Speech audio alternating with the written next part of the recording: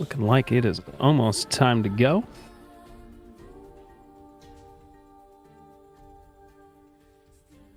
Okay, I'm just gonna make my file. And then just let me know when to deafen and we're good to go. Oh wait, how are we doing the countdown? I'm gonna be real with you.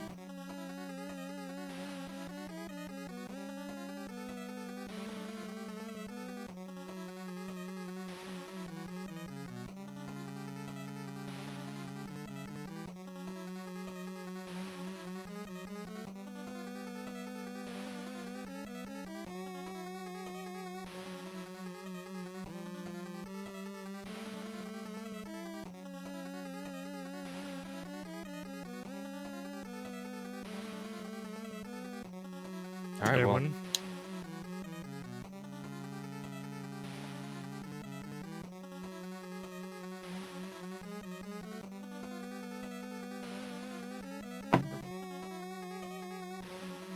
That means Shabu and Ethereum have a conversation.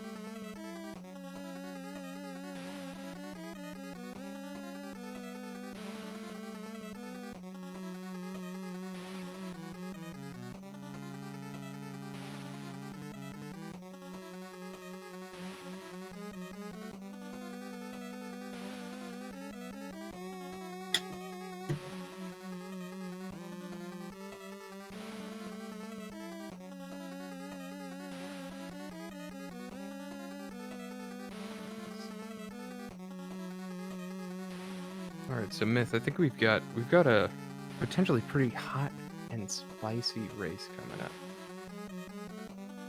I think This is actually a very interesting race that we have ahead of us, considering that all three of these runners for NieR Automata are high-octane runners, all racing in one evening. I'm excited. I am too. I'm gonna try and stay out of it because it's gonna be busy, but I'm very excited to just be a part of one of these. Congratulations again to everyone involved with this. Best of luck, and y'all will be hearing the two best commentators and watching what basically the top three runners of this game go head to head to head.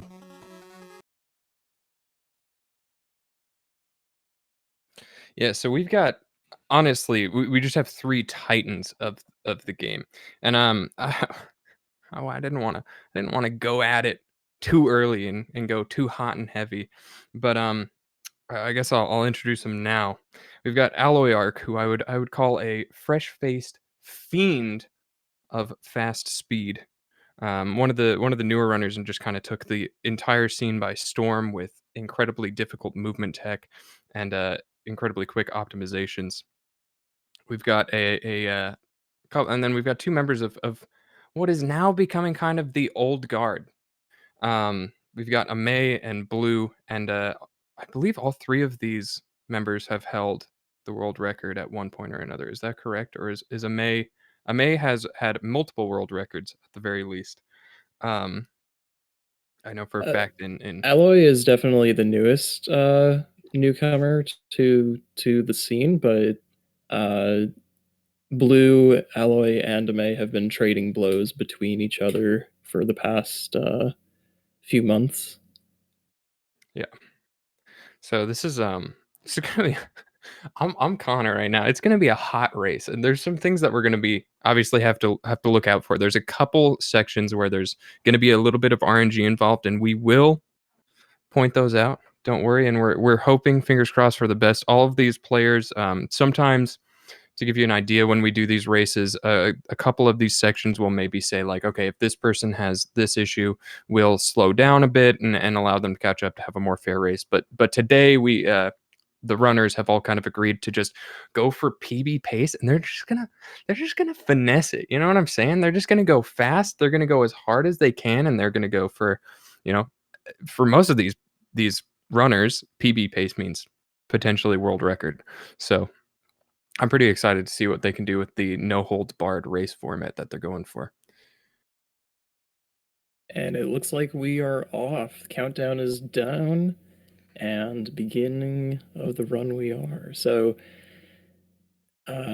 just to give a little bit of details on the run itself, NieR Automata is a bit of a mixture of different playstyles while being a very intense action hack and slash kind of game, although it wouldn't really appear as such in the opening moments of the game here. We're piloting a flight unit. This is not exactly hack and slash at the moment, but we will get to those parts later. We have just a delightful little shmup section to open us up and trick us into thinking that the gameplay is different from what you purchased. It doesn't last super long though. These runners are incredibly proficient and they could be...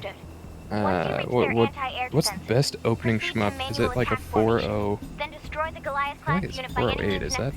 It's at least like 4.17. 4.17. Shmup world record is a 417. 4.17. Yeah, 4.17. Where are they getting the 08 from? Jeez-o.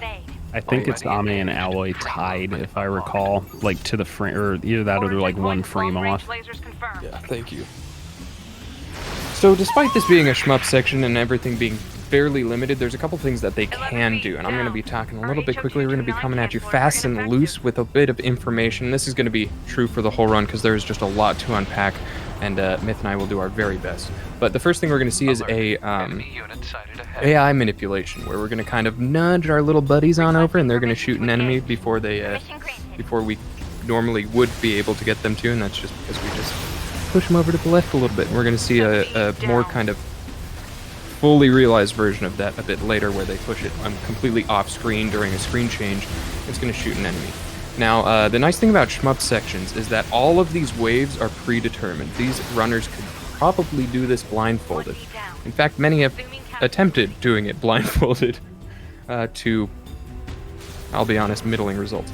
But, middling results? I'm surprised you would say that, Shamu.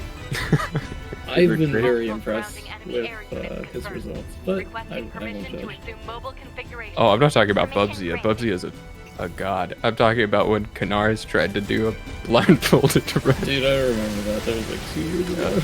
Anyway, but yeah, so all of these shmup sequences are predetermined. So this is just all memorization and just getting the enemies killed off screen, getting them killed as quickly as possible so that we can move forward, because while they are like on rails, you can speed them up by doing these small little optimizations in combat.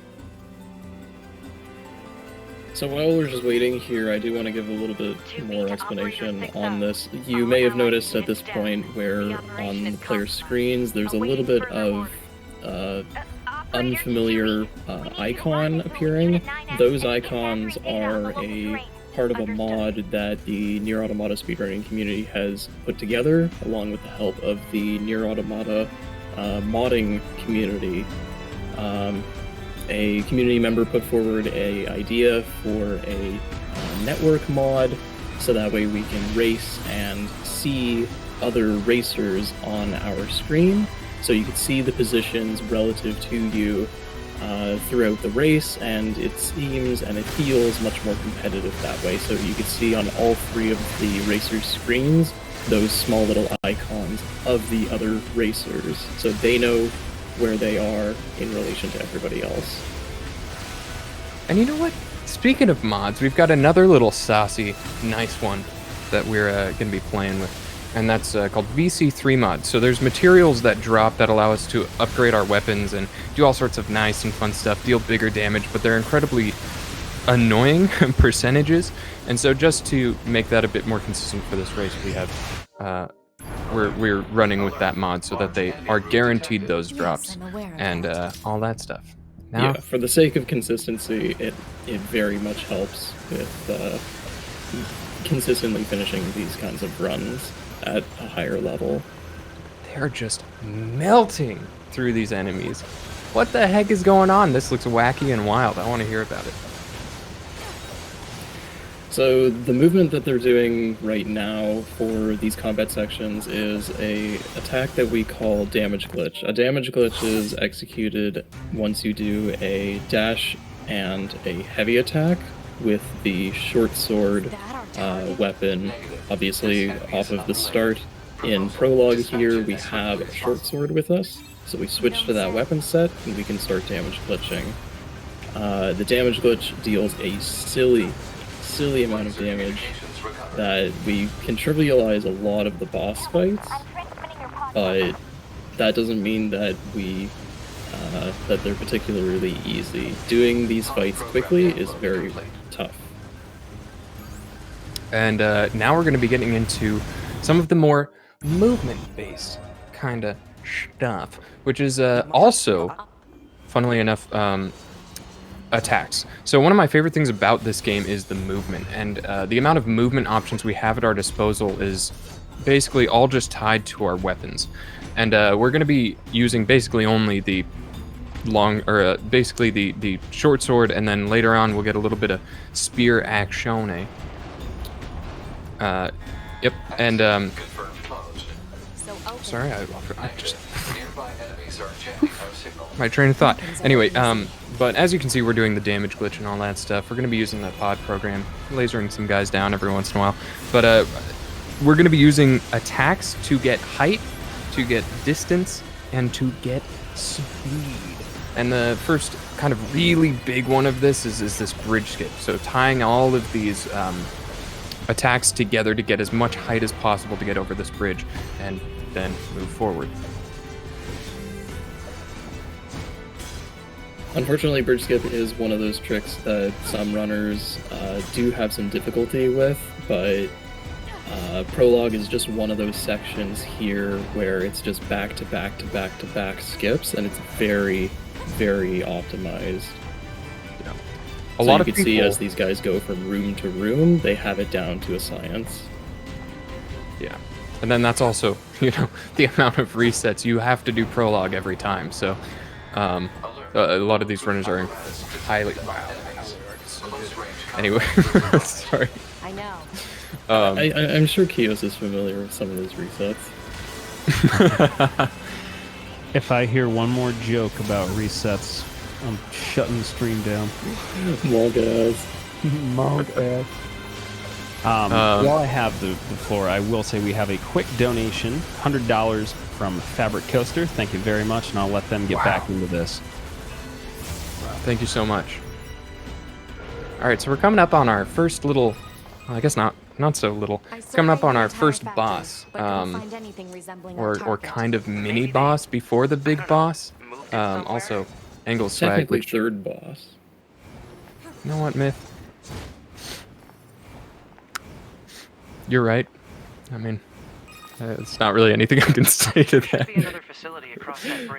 But this is an example of really optimized combat. They're going to be using very precise damage glitches, and for a long time this was actually thought to be pretty difficult. Now it's become pretty standard, but they're using precise damage glitches to place them almost like landmines where the boss is going to go, and then damage it down without having to slow it down, without having to use buffs, and just completely annihilate it in a single cycle. It's a lot harder than it looks, but once you get the hang of it, it's not too bad. But aloyarkk making quick work. It is interesting just because in some cases, especially early on in the prologue here, because we only have access to one damage glitch, that will change later on in the run, but sometimes, especially for optimizing the amount of damage that we can output, it's actually beneficial to let that damage glitch spin, and because there's about 10-ish ticks of damage that we can get in a single damage glitch, it's important in prologue to let that run for as much as we can, so that way in a boss like Marks 2, we can get him down as quickly as possible. Also, say hi to Angles. Speaking of those RNG bits that we were talking about earlier, this is a this is a kind of funny haha moment potentially for all three of these runners, which there are different attack patterns that will lose a lot of time. Particularly, we are looking at not wanting to get punches. So after this scene change, we'll see a little small cutscene. What we want to see is Angles shooting stuff. That's ideally what we want to see. We do not want to see punches. So everybody, like, just hands up in the air. Dude, I don't know what I'm saying right now. Just hope there's no punches, because that Hands up. really kind of sucks. Is puts you back by about 22 seconds, and when you're playing with runners these optimized, it can really screw you up. aloyarkk, good RNG, fantastic RNG. It is worth mentioning that among runners, we've sort of had a hunch among us where if you use the slow-mo technique that you can use to slow down the world, and it looked like Ameiii got punches there, but we've sort of had a hunch where if you slow down angles enough to cause him to still be doing the punches attack, or rather any attack, then you might be able to nullify the next wave of attacks that angles would trigger, although it's slightly unconfirmed in that. But you do see some interesting movement on aloyarkk and BlueMetal. aloyarkk, I'm not gonna lie, one of my favorite choices here, going for the left pipe. One up? I can't say the same about Ameiii or BlueMetal. One up? Oh man, aloyarkk, left pipe. I'm a huge fan of the left pipe strat. The neutral in the middle, not quite as much, but you know, to each their own. Now we're gonna see our first instance of a really cool little piece of tech, which we like to call double lift. So lift is when you do a jump heavy with your light sword and a couple other weapons as well. God, this run goes by so fast. But if you are on a slope and your feet are touching the ground and you do a lift, then you actually refresh your jump, and you can do another lift, which is going to allow us to gain some delicious, massive height. It looks like BlueMetal actually having pretty good ninjas there. Getting a little bit of time, I think, maybe on aloyarkk, unless I missed something. No, it looked like Alloy had pretty good ninjas as well, but like we said, I mean, the prologue sections here, these combat sections really go by pretty quickly, where trying to climb angles, you can get off of the ladder as you're seeing on Ameii's screen, you can clip into the background to get to the trigger a little bit faster. Like, this section, at least in the prologue, is very, very dense. Super optimized. And actually, you know, I'm not surprised to see a bit of a lead from aloyarkk. You know, kind of thought maybe the favorite coming into this, but it's still close. And I know we're just in prologue, we're just right at the beginning, but I just want to say, like, these runners are really good, and there are some really tough skips in this run. It is anyone's game, and it will most likely continue to be anyone's game for a while. That is true.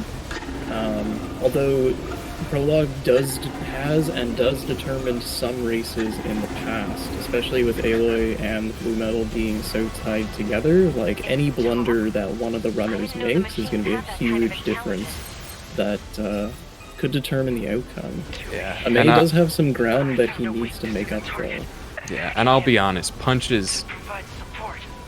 When you said that, I felt like it hit me right in the heart. I had a race where I was down 30 seconds out of prologue because of punches. It's not a good feeling, and you have to, you know, Ameiii, I'm sure, is pretty upset about that. Ameii's going to have to regain some composure, but, you know, anything can happen in a race. That's the format. Anything can happen in a race.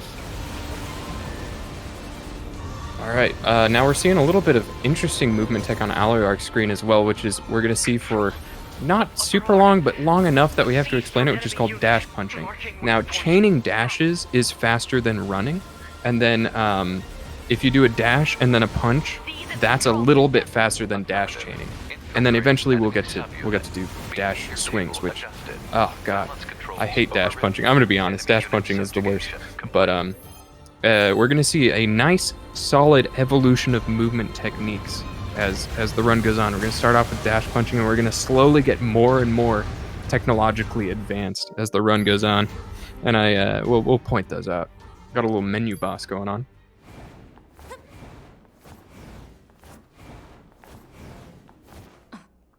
So in this section, we are just setting up some of our settings. We do enable something very important to the run, which is self-destruct, which Oh boy, we're going to be talking about self-destruct a lot later on, but for the time being, it's really only used for like getting a little bit of extra height in some of your high jumps, but we do use it for movement later on.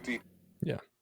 Also, we're going to be setting up for a little bit of a dialogue cancel here, a little stutter step that allows 9S to come over here a little bit more consistently, and then we're going to pull up our partner menu, then walk into some mandatory dialogue. And the way I like to think about this is like, if you've ever seen a video of two rams like headbutting each other, and then they like kind of go flying back, that's kind of what the dialogue is doing. You've got one dialogue in the right corner, you got one dialogue in the left corner, then boom, and they just cancel each other out completely. It's a double knockout, and we're going to be using that technique a ton in this game because a lot of the skips are skipping dialogue, and so using these dialogues to skip other dialogues, and even in one case an extended dialogue storage. Yeah, I'm going to name drop that because it's a new trick, fancy fresh. Fancy tricks. Fancy tricks. But yeah, so a lot of that is going to be finding ways up and around dialogue or using dialogue to cancel other dialogue. I think we've got time for any words from a host. Yes, yes. I have another donation from Nightflyer for $50, headed towards the Willow glitch exhibit. We only got a little bit of time left to fill that one in. And once again, during this run, we have wonderful Ameiii plush, little Ameiii heads brought to us by Plush Mayhem on Twitter at Plush Mayhem. So get your donations in. Once again, this is Questing for Glory, benefiting NAMI. Dude, those Ameiii plushies. I would actually want one of those. Like, I would donate so much for that. I love that too. I love Ameiii. I have an Ameiii head actually, like up on my cabinet behind me. All right, so shmups again are pretty standard, just kind of going through the motions a bit. But we do now have pod program, which we'll be using a ton in shmups from now on, and also in land combat. Is that? I don't think I've ever used that term. Not necessarily. If anything, the pod program that we use is exclusively used for slowing down the world, which for slow-mo we can effectively charge the pod program when controlling the player character. You can charge the pod program and slow down the world, but that feature is not possible when you're in the flight units. Yeah. I was thinking mainly for Adam, which will be coming up on here pretty soon. The fight where to skip, to base skip Adam, yeah. But anyway, we're going to be doing everyone's favorite types of quests, which is fetch quests. Can I get a round of applause? Imagine some canned laughter and applause. Woo! Dude, I love fetch quests. Fetch quests are like the best, and we get to do them mandatorily in this run. It's the best. Okay, I have to bring this up though. Alloy and Blue are really close. Proceed to target location. They might be close on the video feed, but you kind of have to take a look at the markers, and this is one of the reasons why the race mod really helps, is you can see without the delay on the runner's side, on the runner's screen, you can see exactly when the other racers are, not just through stream delay, but this is through low latency streaming from runner to runner. Right, yeah, I'm dumb, so I'm sure that the viewers got that. No, I'm just kidding. So this is the I get it. But yeah, so we've got aloyarkk has a pretty good lead, but I'll be interested to see how this all shakes up. I also I do want to point out something that BlueMetal was doing, which was moving the camera and kind of pointing it away from enemies. Now, NieR has an auto lock-on system, and so to get like really fresh, hot, delicious, crisp movement, we have to kind of sometimes finagle the camera a bit away from the enemies so that we can actually do our attacks, because as I said, most of our movement options are attacks. So that auto lock-on can really screw you up if you don't have the camera in the right direction. So if you have some kind of annoying camera angles, that's why. and it kind of looked like Blue had a little bit of difficulty with the machines. They're trying to pick up the items off of the ground. Sometimes those machines can give you issues just because they're small targets and they're relatively difficult to single out. Not to mention picking up their items in the tall grass.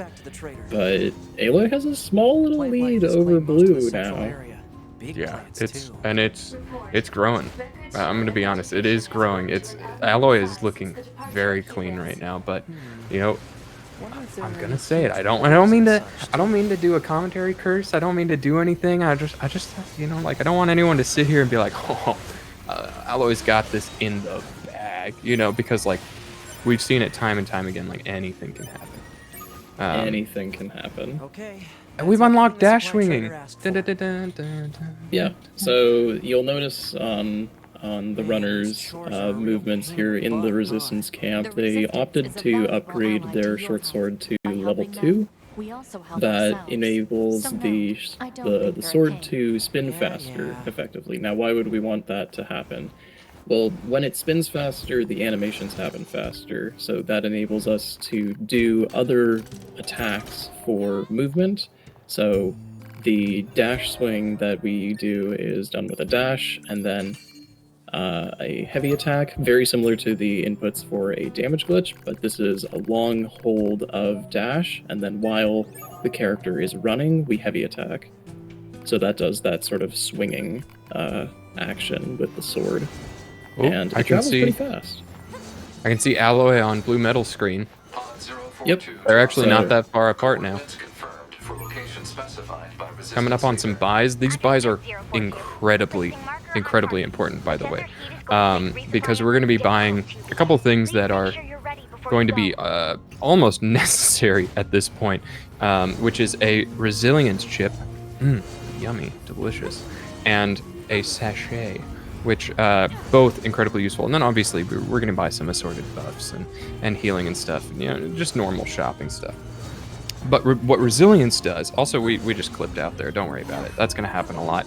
I hope you like getting used to seeing the textures from this side of them. But resilience chip basically gives us super armor above 80% health. And since we're usually above 80% health, if not always above 80% health, because you just kind of spam healing items because there's no downside to it, then you're just able to just face tank every boss and just melt them with your damage glitch and soon to be double damage glitch. And then Sachet just allows us to ride some animals and have it, you know, just a merry old time. Yeah, it's pretty incredible. Not to mention these out of bounds that both Aloy, Blue, and Ameiii are doing, all in the desert. I've always enjoyed these desert clips because the movement through the desert is always maybe a little nuanced for a casual player, but it's very precise, very direct as a speedrunner. You want to be going through these areas as quickly and as efficiently as possible. But why are we going up onto this dune here in the sand? That's not the direction of the main quest. The main objective is to get one of these pods on the ground. The reason why we get this is so that way we can have 2 charges of our pod program. One, so that way we can charge slow-mo a little bit longer. It's maybe about a half second. It's a very minor addition, but it's still there. But we do get to use it for laser attacks for not only those flyers, but we can also use them in bosses, we can use them in flight unit sections, or the shoot 'em up sections as well. Speaking the of reason shooting, Yep. So sorry, the did you reason want to why- explain it? Sorry. The reason why we decided to shoot those flyers off onto the side before plunging for the trigger here, those flyers have a chance of dropping a taunt chip.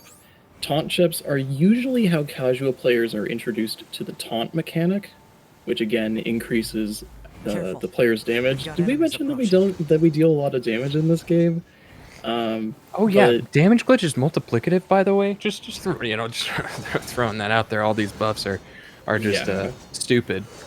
So with one of those taunt chips, we get to deal even more damage than we would normally with dealing damage glitch taunt buffs.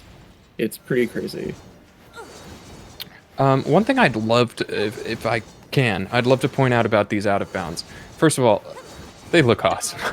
Like, I know I've got some bias because I've run the game, but they're so cool. But the all this movement that might look a little superfluous, might look a little extra, is because this game has really hard-coded triggers. And so all of this movement is very precise, and I guarantee that these are, very optimized runs. And what they're basically doing is just grabbing the edge of a trigger out of bounds and then staying out of bounds and going to the next trigger, and sometimes even grabbing multiple triggers up to like 3 at a time out of bounds. And we'll see that especially in the kind of last quarter of the game. But for now, we just need to kill a bunch of enemies and have a good time. Yep, so this is Adam Ooh. Pitt that you see BlueMetal and Aloy both going for. They both get the early kill on the quest machine, or the primary objective machine. It gives that really odd camera angle. I always love that. But very quickly at the very beginning of the Adam Pitt, they're both runners, and Ameiii as well. He'll be switching to equip his second weapon set to include the short sword. That way he can deal both. He can throw one damage glitch and then switch weapon sets, throw another damage glitch, and have both spinning at the same time. That hugely increases the amount of damage that the player can output. In addition to that, these runners will be equipping Tom+2. Tom+2 provides, I think it's a 240%, or is that Tom+3? Blue just got hit out of his SD. Unfortunate, but like we said, these guys are going to be dealing a lot of damage, especially with Tom+2, though with a taunt chip that doesn't include the risk of getting hit and having a lot of damage being dealt to you. Mhm. So runners do need to be careful when using those chips. Usually those kinds of chips are only used in the longer categories, but we've really only recently started using them in the shorter categories like A and M. I have to commend Blue. Has been blazing through desert. Like look at this. Look at the NieR OP. Where's Aloy? On Blue screen. Yeah, Aloy looks a little behind. Aloy's than behind. Blue, but he's not far behind, dude. No, it's He's super maybe close. like Blue is probably, or Aloy is probably like 3 or 4 seconds behind Blue at this point, but it's kind of hard to tell. Ameiii bringing up the rear here, just killing or dealing all that damage to Adam. Oh yeah, we've got save scum. We've got box clip. We do. So it's kind of interesting. Oh, sorry, go ahead. No. We're just gonna push this box out a little bit. We're gonna do a little fancy movement, kind of get down tonight. Get fresh, funky, and fresh. That's gonna cost Blue. Blue just okay. But Aloy, if you look at Aloy's screen, we're gonna get out of bounds through this box. We're gonna kind of make some very quick, precise movements, get up on some invisible ground, and then we're gonna get to the edge of this quick save region, and then we're gonna quick save, quick load, and we're just gonna do a little save scum to get past a big chunk of slow, gross dialogue that we really don't want to hear. Dude, and you can vaguely see on Ameii's screen that huge divide that Boxcliff made Blue lose his lead to Aloy. I know. Man, I've never seen a machine like small little changes like that, if these runners aren't getting those clips first try, then that's a lot of time that's being lost here, especially coming to a breaking point here, going into amusement park. A little bit of this is going to be fairly complicated going into the new area here, but with Blue losing that huge edge against Aloy, that's going to be huge. Yeah, that's pretty heartbreaking, especially after Blue really just tried. It seemed like he's trying his heart out on that movement. Those sand slides were great. That's where a lot of this lead, getting back Blue into the lead when he had it, was in those really tiny optimizations in the desert, as opposed to, you hate to see it where someone does one thing kind of wrong and then someone gets that lead and then maintains it or whatever. So I hope that Blue can kind of do the same thing that he was doing in Desert. Also, just a little clip, and then the game seems to kind of freak out and changes from day to evening very quickly. But we It's need to always pick up the funny when that trigger. happens. I love it. It's such a cool effect. I'm gonna slide in real quick while we got a second. Sure, This go race ahead. is almost a third of the way over. So if you got those donations, especially for those cute Emil plushes by Plush Mayhem, please get them in so I can make horrible jokes on stream. And don't forget, this is benefiting NAMI on Facebook at NAMI and Twitter at NAMI Communicate. Back to the race. Target location. Thanks, No Kios. problem. You guys better get those donations in. We need jokes. We need a collection of jokes for Broom. Look, We need to if we tell don't do Broom some that, I'm jokes. reading Grun facts the entire time. All You I'm won't go saying About is the you got Broom facts. Kios. You got 10 minutes to fill. Coming up towards the. I can do it. Please help Kios. He needs it, honestly. But anyway, we're going to be setting up for an interesting trick, which honestly, Myth, you're probably much more familiar with this than I am. If you want to Sure. explain it. So Coaster is a bit of a beast that some of us will be familiar with and others not. But Coaster, the way that we do it in the speedrun at least, we want to not be on the coaster as it goes around the track. And the way that we do that is by collecting 3 triggers around the perimeter of the train station, effectively. 1 to start the area, 1 to initiate the coaster, 1 to trick the coaster that we're actually on top of it. I lied, another 2 triggers that we need, 1 on a staircase, and then another on the rails itself. This is all to fool the coaster into believing that we are still on it, while we get to do other things while the coaster is going around the track.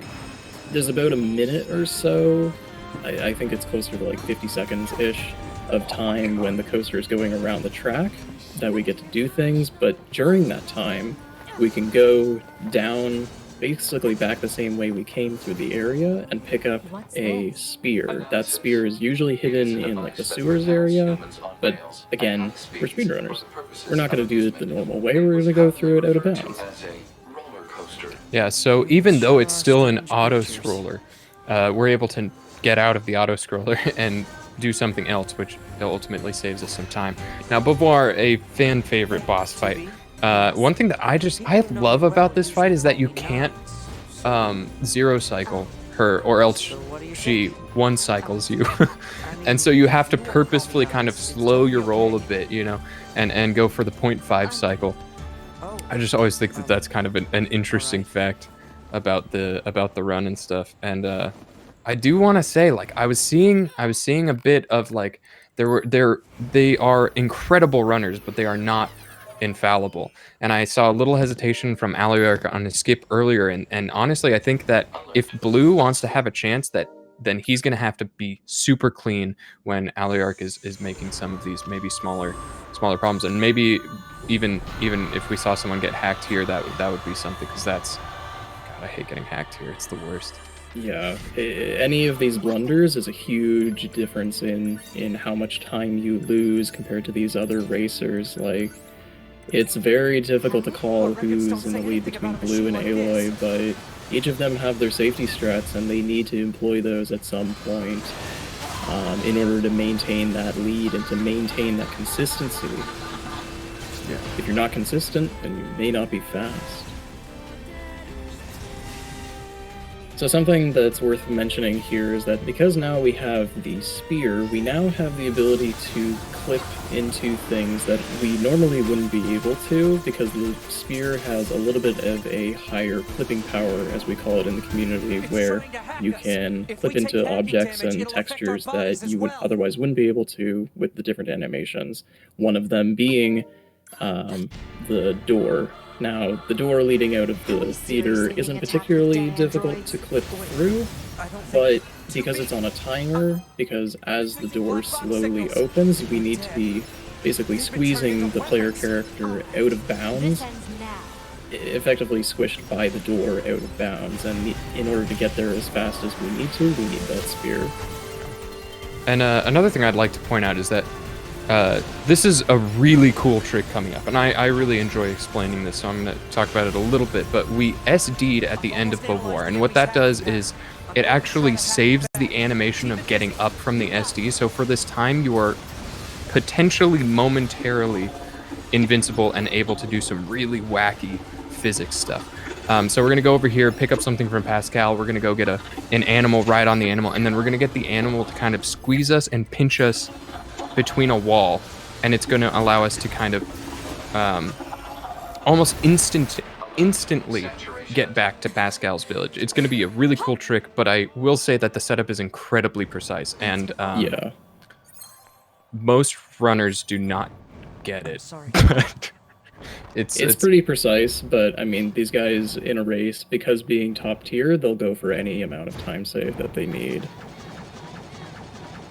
One thing that is worth mentioning, because now that, again, we have Spear, we use the Spear to get a faster... aloyarkk. Oh, did aloyarkk! Oh my gosh! Talk to Pascal. And then he went behind the thing. This is a big chance for BlueMetal. Oh my gosh.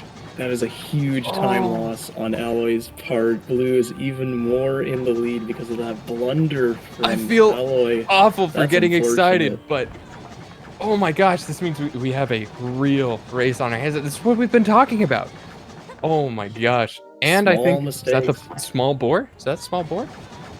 BlueMetal getting the small boar, yep. So that's an interesting set of movement there from Blue, hopping on the boar. It is Unfortunately, a bit Alloy faster. getting a moose, slightly slower movement on the moose compared to Blue on the small boar, hopping his way over to Res Camp.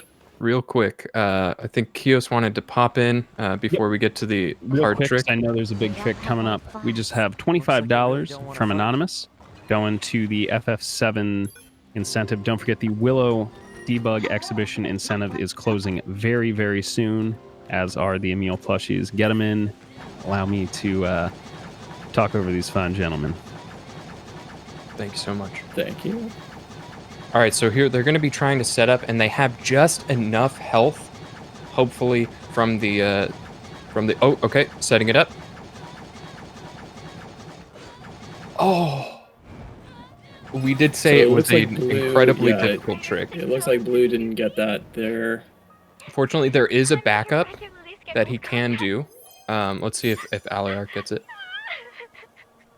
And neither of them get it. Oh my gosh. Okay, it's still anyone's game. And just kidding. It's a death warp. Yeah, I don't know. It gets more elaborate each time. I like how elaborate that one was, Shabu. I was convinced. I try to make it as sound as believable as possible. Yeah, it's just a death warp. When you die, you maintain story. Jesus. Progress. Thank you. Story progress and items. So when you die, you can death warp, and this is one instance of doing that. It's used a lot in, well, it's used a decent amount in longer categories, but All Model B combat units require the but yeah, just assistance doing of an some horrendously ugly movement. That's spear dashing. Yeah, I wanted to explain this beforehand, but we had other things in mind. Spear dashing specifically, because we have the spear and because we have the ability to self-destruct, you can use the spear attack once you... The spear has to be on the light attack, and the short sword has to be on the heavy attack. And what you do is you effectively just light attack, and then spam SD, heavy, SD heavy, SD heavy, SD heavy. So that's why you see the red text appearing and the screen darkening every so often on these players' screens, is because they're effectively doing those two inputs over again. Self-destruct, heavy attack, self-destruct, heavy attack. And the timing for that is important, so that way you basically lock 2B's animations into constantly doing this sort of thrust forward animation with the spear, and you travel very quickly across the landscape with this. Yes, it's incredibly zippy zoomy. Speaking of which, we're just gonna kind of hopefully slurp on through. Oh, BlueMetal missing it a little bit. There is a very quick backup, not losing too much time. If aloyarkk can get this first try, though, then that is a little bit of time. Deciding to not sloop through the wall. Let's see if aloyarkk gets it. Nope. Okay, Oh, aloyarkk no having to sloop do the either. backup as well. Oh, aloyarkk kind of... Oh, this is... Okay, aloyarkk gets it. Jeez, sorry. That is a little... Oh my scary. gosh! That is a little scary Angle's getting a for little Alloy involved. there. Because you can see... Because even though you're out of bounds of the basic arena for this Angle's fight here, we can just skip through that, but he can still hit you when crossing that bridge, and if you fall off, that is a soft lock. In some cases. At least in this high-octane race environment, it would effectively be run over. You would be losing way too much time. Also, a little quick kill here. Get some buffs, shoot all this into Angle's legs, and there he goes on aloyarkk's screen. On BlueMetal's screen, we're going to set up a very weird glitch, I am going to say, which is a Skype glitch. Basically, Commander's talking to us, but Commander's droning on and on. We don't want to hear about that. We want to go see the dead aliens, whatever. Oops, spoilers. My bad. But basically, we're going to drop into this pit, and that's going to end our call with Commander. Commander is going to be furious, just seething with rage. Where are you going? The skies are packed with anti-air weapons. So, Is this a new... do you want me to take this one? Yes, please. So, this is sort of a new trick. So as soon as we get the Skype glitch, by entering the crater in the city ruins, that trigger is effectively what the main quest puts us to go to the next section with the mothership area. But we need that trigger in order to progress. So you can basically plunge into the crater, get that trigger, and hop up. And the reason why we're going to the amusement park is to speak with the stamp collection quest giver. This guy has a unique property with his dialogue for some reason. This is a relatively new discovery in the community where you can interact with him and throw a damage glitch and kill the machine and effectively maintain that text box while still being able to do movement and attacks and everything that you would normally be able to. That's unusual just because you would normally be locked in like a slow walk environment that only allows you to move a certain amount of distance away from the individual that you're talking to. But what we do with this text box is effectively skip this enormous amount of plot from two characters, and we effectively skip the next fight. This is rather new and rather uncommon for this speedrun. We actually get to watch one cutscene. This has never happened before. This has legitimately never happened before in the history of NieR Automata speedrunning because we always skip the cutscenes. Yeah. It's just hilarious how you could just skip this fight with a basic dialogue skip. I feel so dumb, by the way. I know about this trick. And then I brain farted, I'm gonna be honest. I had it written down and everything.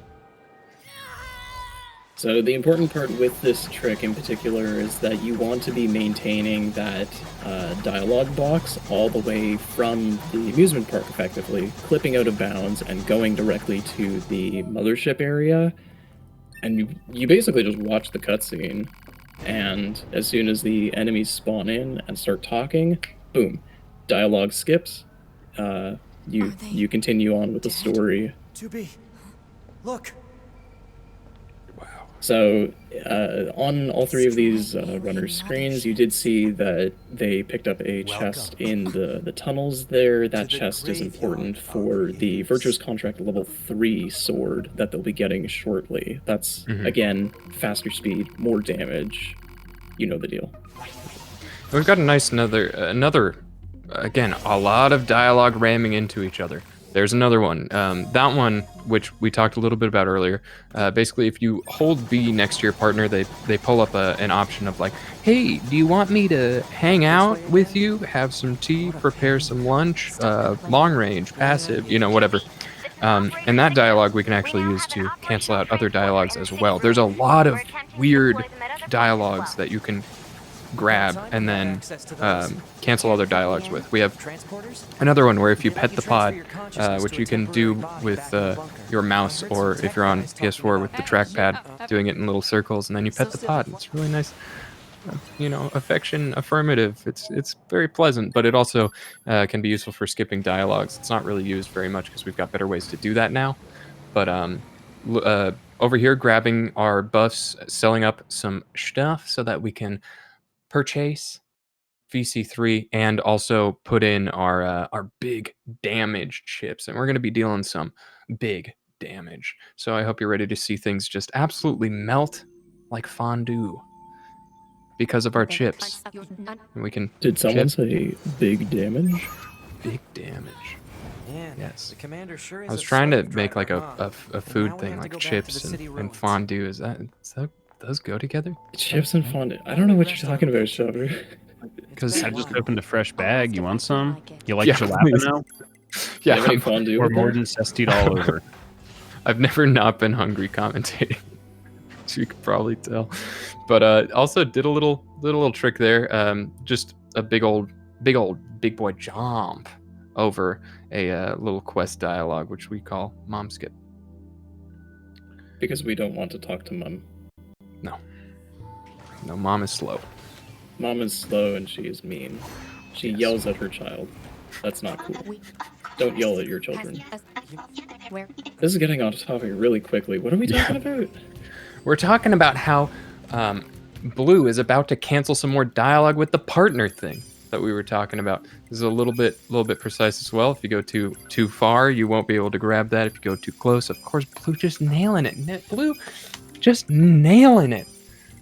Looking dominant right now, honestly. But as we've seen, anything can happen. But just got to kill these sizable lads real quickly, and then Very sizable. very sizable. And then we've got some of the sickest, slickest, fantastic movement, in my opinion, in the game. Spectacle section to watch. Very, very cool. It's actually worth pointing out, just in the buys that all three runners did, they did opt to buy the defensive buffs, and really only a limited number of each buff. That's mostly out of the necessity for speed, but also survival as well. Because Tom plus 2 deals so much damage, they need that extra level of protection in the event that they do get hit. You could very easily get one shot if you're not staying on top of your HP. So even if you're at like 85-90% HP, you could potentially die with using a high enough taunt level chip like this. Which, as we brought up earlier, taunt is we use by flashing our flashlight really quickly. You usually learn it when you're playing as A2, where she actually has a button to do it. But you can do it by flashing your flashlight really quickly. The enemies will turn red, and they'll be really angry. And you deal more damage, but the enemies deal more damage to you, as we said. Just wanted to reiterate that in case there was anyone new. And also, I think actually some of the runners, I know Ameiii just decided to equip one of the defense. No. Looks like the forest Resilience? is just ahead. It was resilience, but I believe there was also a different chip. I know BlueMetal decided to opt for picking up. Oh, wait a second. Did Alloy just take the lead? Blue screwed up that clip for like a second. What? Dang, that's the unfortunate. Heck? So Blue and Aloy trying to climb the forest castle. Blue, I believe he got stuck on trying to clip out through. Blue seeing the courtyard. That's unfortunate because the clip to get out of that courtyard is actually relatively simple when using Spear Dash. You just need the right angle, but the Spear Dash has enough clipping power in order to make it through the tree root to get out of the courtyard area. Oh man, I'm sure Blue's kicking himself over that one. I'm gonna be honest. That's entirely crazy. Possible. Although Ameiii is making out the ground here, he's maybe 40 seconds or so behind. He has a possibility if either of these guys blunder enough on A2, which Or factory. Alloy's having good luck on A2. Blue, unfortunately, less so. Yeah. A couple blunders here and there. Alloy kind of taking that lead back, but as we've seen, it's a back and forth battle, dude. It's really close. I'm stoked, man. This is sick. This is a dope race. Let's go.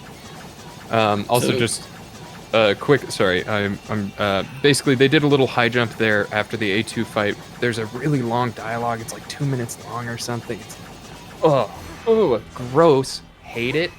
Throw it in the bin. See you later. We just do a high jump over that with a double lift, which again, if your feet are on a sloped surface, you get your jump back. So we can do a double upward slash, which gives us massive height to get over that dumb, stupid little trigger. And we don't even have to listen to that dialogue. We can continue on our merry way.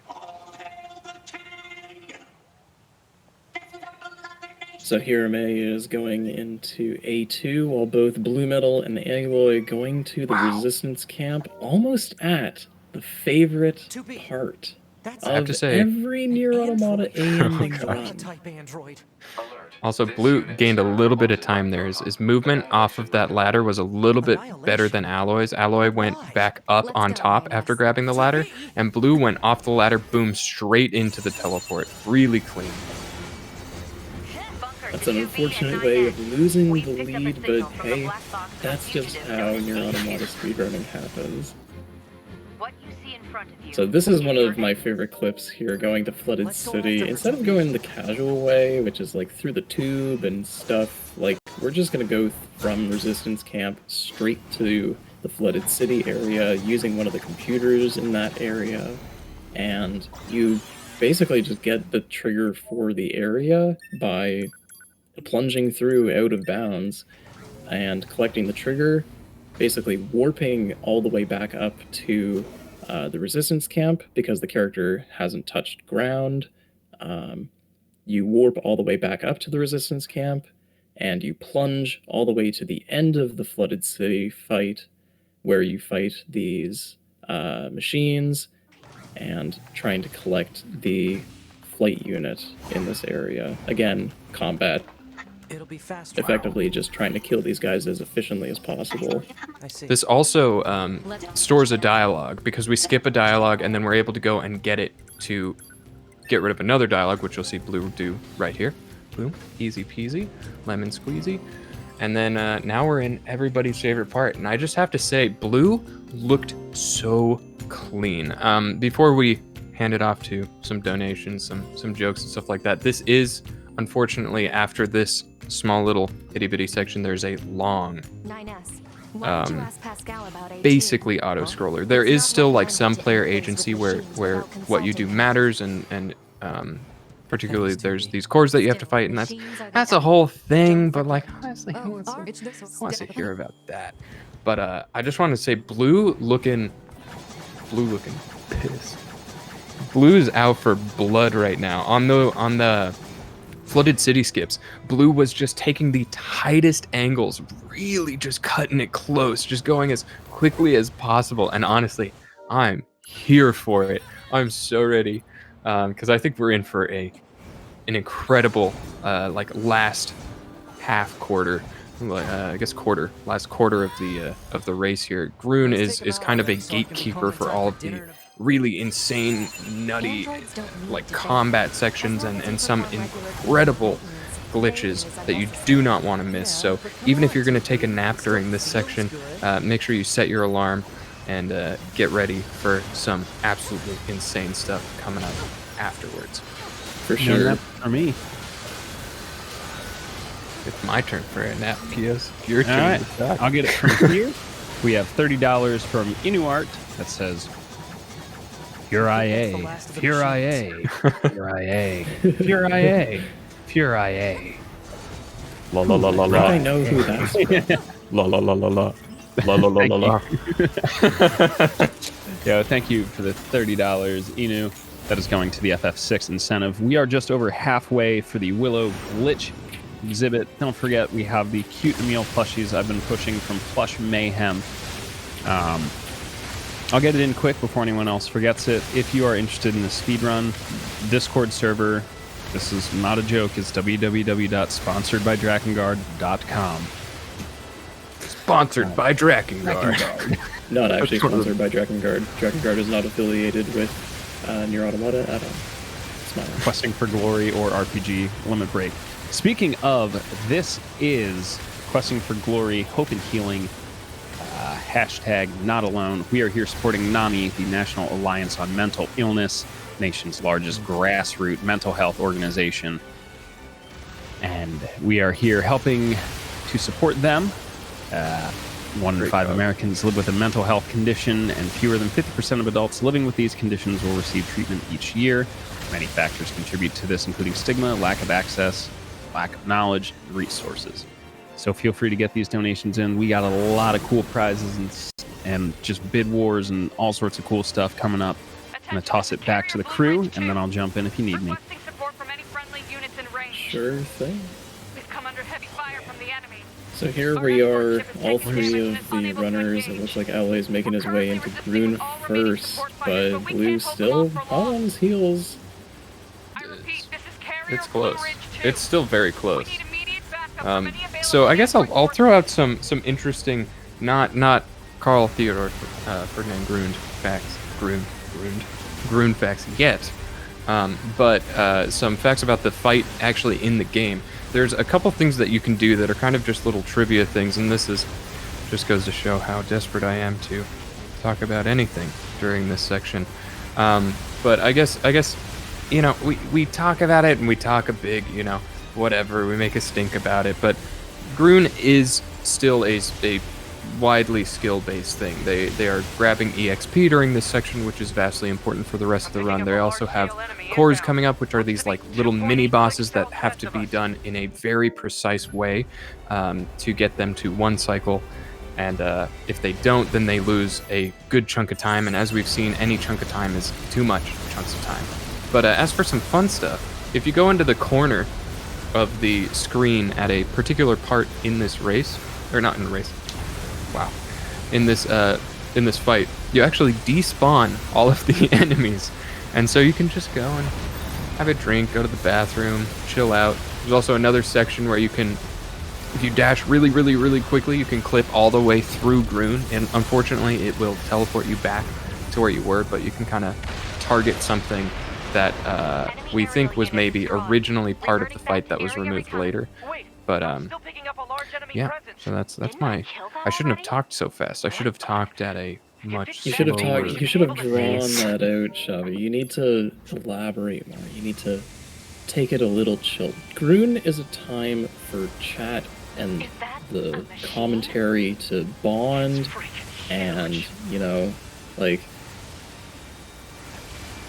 I don't know where I'm going with this. You can't see me right now, but I have suddenly grown a very posh mustache. I've got a fantastically majestic robe on. I've got a cup of tea, and I'm just here to chill. I'm in front of a fireplace. I'm hanging out. We're all having a good time. You know? This is now a Yule log video. Yule log video. I don't know about you, but I got a bag of chips ready to go because y'all were talking about it. Where am I sending these? What am I doing with them? Me sending You need some fondue. Yeah, you need some fondue. Oh, BlueMetal missing. Oh, that's gonna cost them. Did Ally miss it as well? It looks like he did because he went to the Rockets. So it looks like both of them having a little bit of trouble here. All right, so we were sleeping on it, but actually, while these runners are incredibly good, nobody's perfect, and I doubt we will see any problems with the next 2 cores, but it's never impossible, right? That could have been horrible for either runner in terms of a lead or losing a lead if you're aloyarkk, or losing time on getting that lead back if you're BlueMetal, but it seems like they both flubbed it. Some would say that Grune is the great equalizer of the races. Everybody is equal in Grune.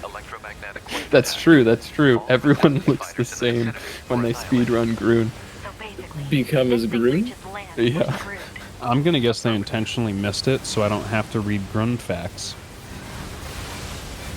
Yeah, come on, racers. We need Giving to us get through something to Groon talk as about. fast as possible. The point is to not. Speaking of, I actually have one. $45 from Anonymous. Thank you very much for the comment. Here's to the debug exhibition. Super appreciated. I promise you want to see it. You got Vonnie Vaughn on the controls, Glitch Witch hosting. It's going to be a great show. Nice. That sounds awesome. So just looking at BlueMetal and Aloy here, there is a little bit of precision when it comes to shooting Groon in the face. Just some of the timing is a little interesting. It is possible to have Groon have his mouth open, and just for some reason, the aim of the gun hits his tooth, doesn't hit the hitbox on target, but it looks like that wasn't the case for Blue or Aloy. We'll have to see how Ameiii fares. It looked like Ameiii had no issues on core 1, but we'll see about the other cores for these guys coming up soon. I'm trying to think if there's anything else I want to explain preemptively, because honestly, this next, like, I know it's my job to hype everyone up, but legitimately, after Groon, it is non-stop heart-pounding action, and it's actually difficult to talk about all the things that are going on, even more so than the rest of the run, which is already difficult to talk about all the things going on. So I'm trying to go into my brain and pull out any morsel of information that we might want to talk about beforehand. Like Shabu, you said, Groon is really the gatekeeper to the second or the last third of A ending, where the first half is still very high octane, but the last little bit from the end of Groon to the end of A ending is very high octane boss fight. A little bit of movement in the factory, but then boss fight. Yeah. It's each one of those fights has a high opportunity for any of these runners to make a comeback. I feel like it's yeah. Oh, absolutely. There's so much room. There's so much room for someone to be able to make up time, and especially if someone excels in combat over another person or excels in movement over another person. I feel like the first half of this next section is hardcore movement, right? And just like, can you get your clips correctly? Can you get on that elevator and do the kind of newer tech well? Because, you know, since it's relatively new, these runners are maybe not quite as ingrained into their system as some of the other tricks where they've been doing it for literally, you know, I guess some of them years at this point. And so like that movement is going to be really, really important. As we were seeing, Blue was kind of playing a bit more aggressively than Aloy was a bit earlier, and able to take some corners a little bit closer, gain a little bit of time there, and then after that you've got the combat showcase. And if one over the other is kind of really showing up today in terms of combat, getting good cycles, getting good patterns, really staying on top of all of their stuff, we could see a very, very close race. You mentioned it earlier, but missing any one of the skips between now and the end of the game could seriously plummet someone from first to third or from third to first. This is one of the most ridiculous sections of the game coming out of Grun. The run kind of lulls you into that soft, gentle place and then immediately dashes you against the rocks right afterwards. Yeah, and it's so hard switching gears too, almost from Groon into that mindset. And I want to focus kind of on something you said, from first to third or third to first. I think was really that's actually a really good analogy. A good point, because like, you know, we've been talking a lot about Aloy and Blue, and we've got this narrative of it's Aloy and Blue, but Ameiii is close enough that if either of these players or if both of them miss an essential skip, then Ameiii has a shot to really make up some time.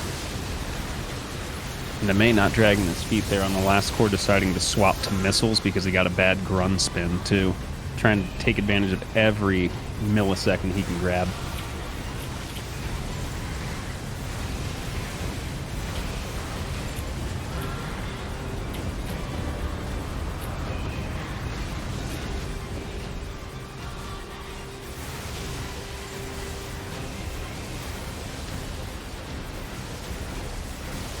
So we are just flying a little bit blind here, but looking at the Twitch stream, I do see that Blue and Aloy are like neck and neck. Blue is honestly like 10 meters away from Aloy, and man, this is going to be interesting.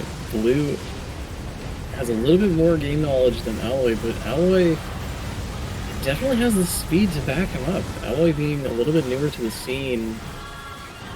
Honestly, all these fast runners, it's impressive. It's Racing tonight, this is amazing. pulling up the VLC. Okay. I don't know how far ahead the VLC stream is, but I think Alloy is actually on my screen currently going into copied city. So we are out of the room.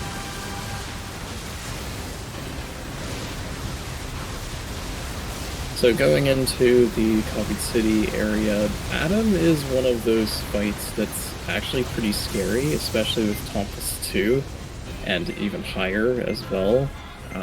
The amount of damage that he can deal, although you do have defense buffs, he can still deal a fair amount of damage to the player. But at least for the first round here, we're just going to be clipping out of bounds. We can use one of the blocks in the arena to clip our way out of the arena. Looks like Blue's having a little bit of difficulty getting the lineup quickly. But Alloy, bang on. It looks like this action is very consistent for him. He knows his stuff, he knows what he needs to do, and getting it consistently is what's important here.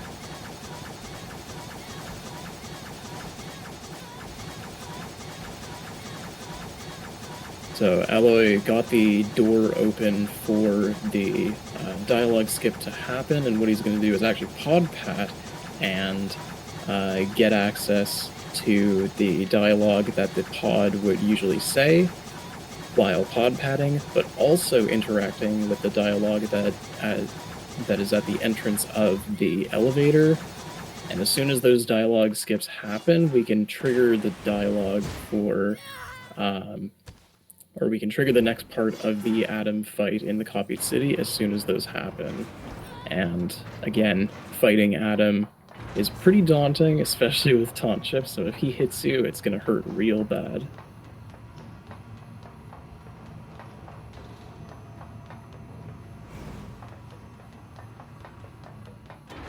Slide in real quick here. We only got about 20 minutes left in this run before we head over to Willow. Donation incentive for the glitch exhibition still not met yet, but we are making good progress towards 50K, as well as some of the Final Fantasy VI incentives. Keep it coming. You guys are awesome. Sorry, guys, gals, non-binary pals. We love you all. Thank you very, very much.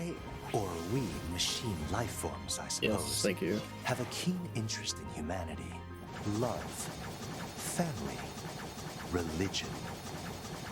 So here, very quickly, Blue and Aloy both speaking to the commander, but leaving commander high and dry with a dialogue skip, escaping that section of resistance camp. They get a dialogue skip with one of the vendors and immediately read the mail at the resistance camp, and they know exactly where they need to go. They need to go to the factory to meet Pascal, and they need to get there as quickly as possible. So what are they doing? What are they going to do? They're going to spear dash all the way through the city runs to get to the factory area. This is going to be one hell of a deep factory section between these two guys. Coming up is actually a pretty hairy section between these guys because a little bit of new tech has been introduced into the deep factory section, manipulating some of the elevators, getting better understanding of how those elevators work, and executing them consistently is very, very important for this. And It also, sorry. yeah, I just wanted to quickly point out with Alloy's screen, he did go for a little bit of a risky strat. He did make it to Pascal very, very early, but he had to be careful of not accidentally leaving Pascal high and dry out in the front of the factory, because if he did, then that would have been a little bit of a soft lock going into the factory here. But it looks like he's okay. It looks like Blue's okay too. Ameiii just coming out of Copied City. I'm so dumb. I was commentating, muted for a bit there. I apologize. I was like, None taken. I was like, oh my gosh! And so this is how we do this dialogue skip, and then someone else started. I'm like, wait, what? And then I looked at Discord. I was like, oh, I'm an idiot. But basically, what we're doing right now is there's this slow robot has to open up this elevator, and as Ameiii said, there's a lot of really, really intense tech coming up, and it looks so freaking cool. Also, aloyark's just talking to Pascal. This actually makes the elevator like 6 seconds faster. It's some kind of ridiculously dumb amount of time faster because it just makes it load a bit quicker, I guess.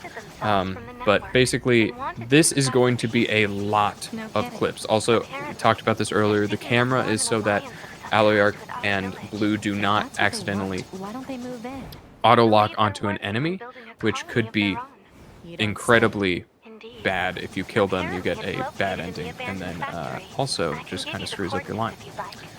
So this is going to be pretty quick here, but going into this Mook's room area, you'll notice that 2B's kind of like walking back and forth through the door. That's so that way we can actually skip a little bit of that dialogue as Pascal's asking, hey, guys, we're friends, right? Like, you're not going to actually hurt us in the Mook's room, right? And we skip some of that dialogue, but very quickly we're going to be clipping out of bounds, so that despawns the Mooks, starts the elevator. Pascal starts talking, he says get to the elevator, we activate the elevator, but very quickly we want him to go into the elevator. So we're slow-moing, we do a very quick spear dash, and while slow-moing, we try and get Pascal to go into the elevator, and you effectively, like, you ride the elevator down and across into the next section of the deep factory. But because we're outside of the elevator, you can trigger the elevator from outside the elevator, which is super tricky. Gosh! Oh my gosh! This is a check! aloyarkk screwed it up! And it looks like, I don't know, it looks like Blue has a little bit of lead. Oh my gosh! Blue takes the lead, he gets the new tech, aloyarkk. I don't know what it is. aloyark's an incredible runner. Doesn't quite get it. We're getting another trigger over here. Very, very important. Neither of them miss it. That's very difficult. You basically have to force the game to think that you are out in the air long enough to warp you back up to the top, but also grab a trigger. And it's a very, very difficult trick. But they handled it with ease. But unfortunately for aloyarkk, doesn't quite get that first trick. And so Blue takes the lead. They're both on top of the elevator. Gonna do this elevator trick on this one. And they both seem to get it. So there's no... aloyarkk isn't taking any time back on that one. But, oh, BlueMetal. Oh my gosh. Dude, these guys are neck and neck. Oh my gosh, this is so close. Both of these guys going up to the top of the bridge, waiting for Soshi to start the fight. Dude, that's pretty intense. We're going to see this again on Ameiii, see if he gets it too. He's looking to try this as well, but damn, I love that freaking elevator movement. It's so good. Being on top of that elevator is amazing. Dude, I cannot believe it. Blue had that lead for a second and then just spear dashed into a corner one time and lost it. That's how close this race is. It's like, oh my gosh, that's crazy. Oh, so it looks like Oh. Ameiii isn't going to be able to get it. Dang. So we are going to see the standardized version of Deep Factory in 9S here. So the goal for Ameiii here is just to get Pascal into the silly elevator and have both him and Pascal go down to the next room. But the importance of being outside of that elevator so that way we can speak with 9S and immediately leave this area because we want to go back up the elevator as soon as we can. But spending time to actually clip back out of bounds is a waste. So being outside of that elevator is very important, and unfortunately not being consistent at it, it's rough. Yeah. But again, Aloy and Blue, neck and neck, dude. Both of these guys crossing the bridge at the same time. Aloy having that tech of pressing the button without actually pressing the button. It's a little bit of an animation cancel, but very important for these guys in this situation because they're neck and neck. Dude, this is crazy. They've got another skip coming up, which is very near and dear to my heart, but also potential to go wrong. There's a lot of potential as we've been talking about these small little optimizations, and this is one of those where a small optimization landing too early here could really cost someone. If they can get over this and get over here, do I have to almost soft locking, but it looks like he saved that. But yeah, so fortunately for them, doing that skip skips me talking about how poetic it is that we start and end the run with the same clip. Aloy really getting a very small lead over Blue there. Blue had to go back, quote-unquote, inbounds, out of bounds, at that lava section, having to take a little bit of a slower path compared to Aloy. Aloy basically stayed out of bounds from Shabu Skip all the way down to the end of the above-ground factory area. That's huge. Blue Aloy just got is like the probably tightest about, angle. 50 meters ahead of Blue right now. This is incredibly close. It's going to come down to combat. It's just purely going to come down to combat, and then potentially even flight patterns. Oh, Blue, a little bit of zigzag because of some auto lock on. That's the importance of that camera that we were talking about earlier. Oh my gosh, okay, they're gonna... It's really important to not be looking at these enemies, because otherwise, if you do end up locking onto one of them accidentally, just because of auto lock on, you can really take you off of that beeline. And every beeline is very important in this kind of race here, ladies and gentlemen. Yeah, this is a nail biter. This is neck and neck. This is absolutely insane. So moving into Burning Resistance Camp here, Aloy taking a little bit of a swag move, jumping through that elevator, or jumping through that little window here. Burning Resistance Camp is all about damage, all about dealing with this crowd control effectively in the back half of the Resistance Camp area, dealing with those shield guides, taking them out as quickly as possible. These stubbies are the worst. They spawn behind you if you kill them too quickly. They sometimes don't spawn enough at all. They can give you problems with whirly arms, the worst attack in the game, but Aloy really dealing with them in strides here. Blue having a little bit of difficulties with the stubbies, making his way to the Goliath. Can I yeah, go ahead. Also pop into, because of that, because of the taunt chips, they're dealing so much damage that it's actually going to put them, and I never get to talk about this because it's never relevant, it will actually, each hit from basically any enemy is going to deal so much damage that it's going to give them that weird freeze frame thing. And that is actually potentially important in this race because it's so close. It could come down to it's just every frame matters, dude. Yeah, every frame. Looks like Aloy got a good Bokushi kill there with the vacuum. A good Blokushi, yes. Yep. So moving on to Core 2, all about damage on this boss fight as well. Fewer mechanics, more health bars.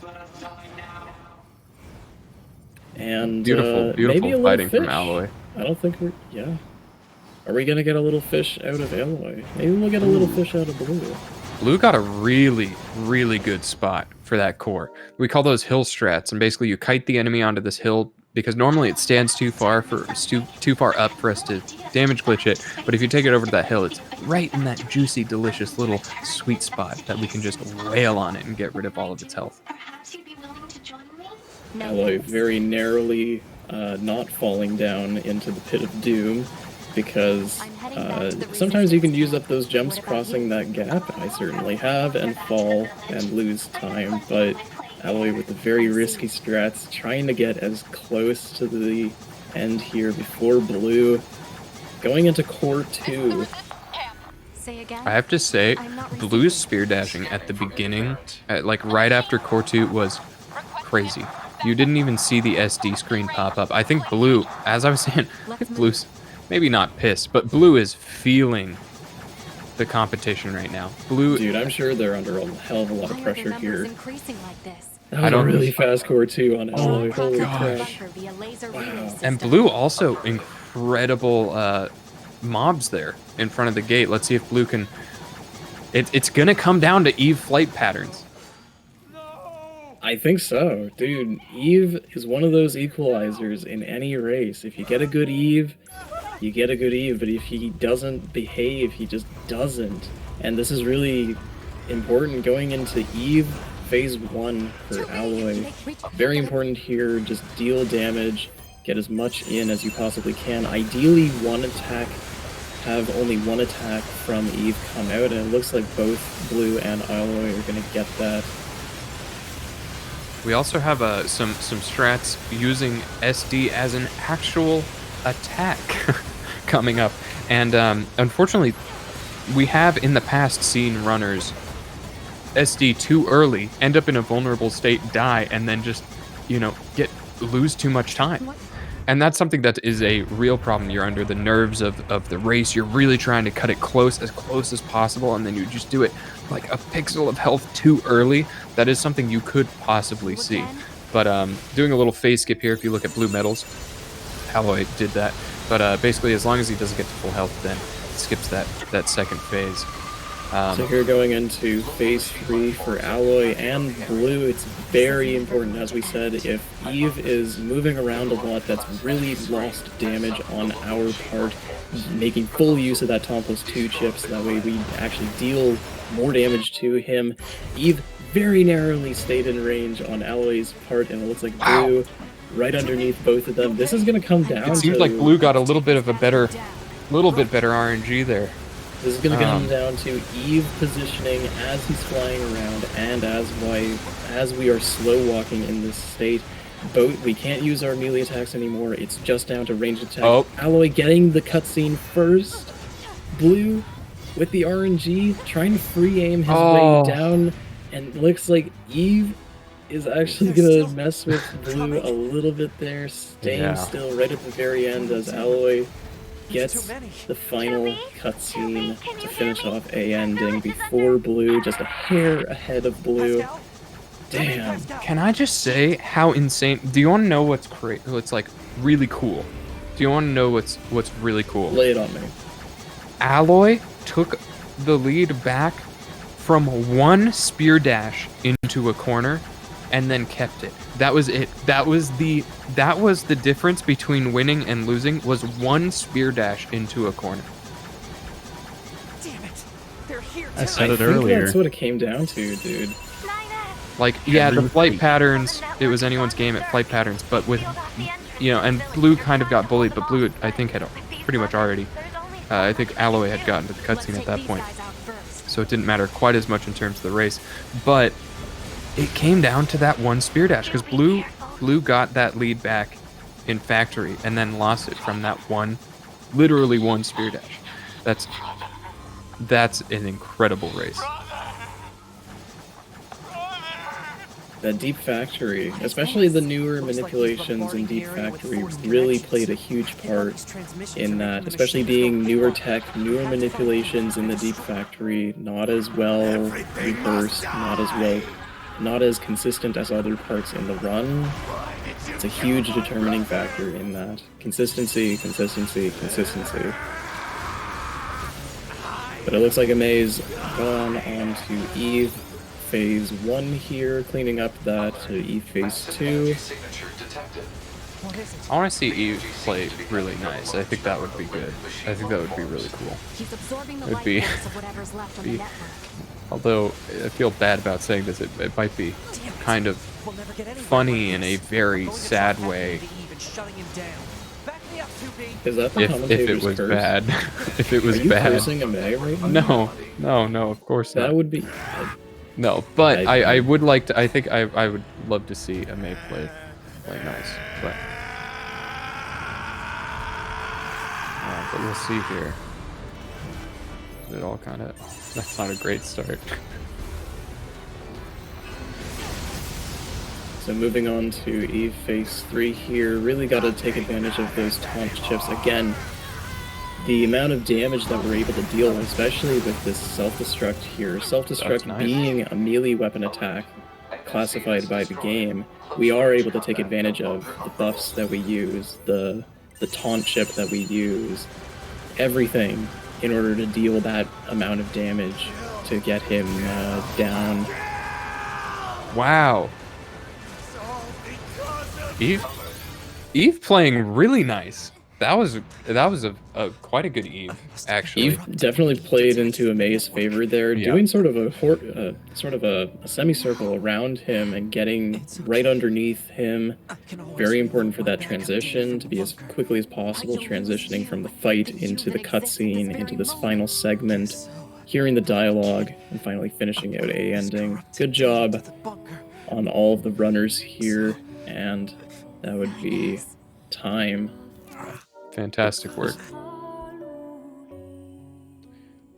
And time. Great run from all three of these absolutely insane gentlemen. Really, really awesome stuff. Honestly, just a real quick recap. All on display here. You know, the competition. This, you know, just really going at it. You could tell that they were firing each other up the whole time, and then just incredible display of technical prowess and optimization and speed. It's really, guys, really fun race. Alloy and Ameiii and Blue, if you guys want to discuss a little bit after the race here, I don't know if you guys have any thoughts. Dude, Blue and Alloy were very close throughout the whole race here. Yeah. Oh my god. When I shot Pascal, I almost had a heart attack. I was like, oh no! I tried to clip out to void out to respawn him, but I was so slow that it didn't even matter. I should have just immediately went out anyway. But that's... oh my god. I failed the Trick and Factory as well. Yeah. Oh my god. Do you want to know what it came down to? The race came down to a single spear dash into a corner. Oh, man. Heading into Sochi. Yeah. Because Blue took the lead back, and then you took it there and it didn't let it up. It was an incredible race. Ameiii are unlucky bug getting punches early, though. Yeah. I immediately knew that he got punches. I was like, oh no. Punches are great. Yeah, that was... It's like a mini nap time. But even still, do what I do. But even still, getting those punches at the very beginning, you still held your ground throughout that. Yeah. I did my best. I definitely had a fun time with the audio issues I had on my end.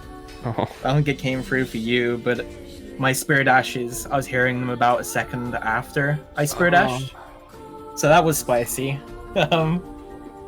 Oh man. But Alloy and Blue, two speedy gamers. Very speedy. Yeah, it's a great run Blue, by all three of you. Yeah. Yep. Really great stuff. Blue, I want to know your thoughts as you saw Eve messing with you, going around the arena. I was already somewhat tilted before I even started the Eve fight, because my entire end game was filled with bad RNG, and then he just kind of added insult to injury. Like, It's on definitely the way something out that of would factory, happen. I got trolled by the dudes on the bridge, and then my camp fight, just more dudes spawning behind me and in front of me. and then Yeah. Bokushi, no knockdown skip. And Yeah. then Eve just Yeah, you had some. The game was not very kind to you at the end. yeah. Then But I did the infamous skip in Factory, but I was sloppy on the rail, and then I somehow locked on to Pascal on accident. I don't know how I did that. I messed up my Spirit Ash. Oh. Yeah. Oh well. That's whatever, man. It was still a 120, which is pretty cool. That's Damn, wow. dude. Really, that's a great time. But anyway, guys, that I know everyone wants to win, but that really was a fantastic race. Thank you so much, aloyarkk. Congratulations, Blue. Fantastic stuff. Ameiii as well. Even with the punches, I thought that you were playing from a deficit already and did a great job. And thank you, Kios, for hosting, and Myth for being a wonderful co-commentator. Thank you, all 5 of you. You are all terrific. I'm sure I'll see you tomorrow, and then we can make fun of me resetting every 5 minutes. It'll be great. Always, of course. All right, thank you much. And don't forget to follow these fine and fabulous, fancy fast runners and commentators. If you have any interest in joining us and running this insane game, feel free to pop over to the Discord. And the Discord can be found at discord.nearspeedrun.com. Anybody is welcome. All the resources are there and available. Again, thank you guys for hosting this, and thank you guys for racing as well. And thank you everybody on the stream for being here, donating. This is an awesome cause. Great cause. Thank really you. Great cause.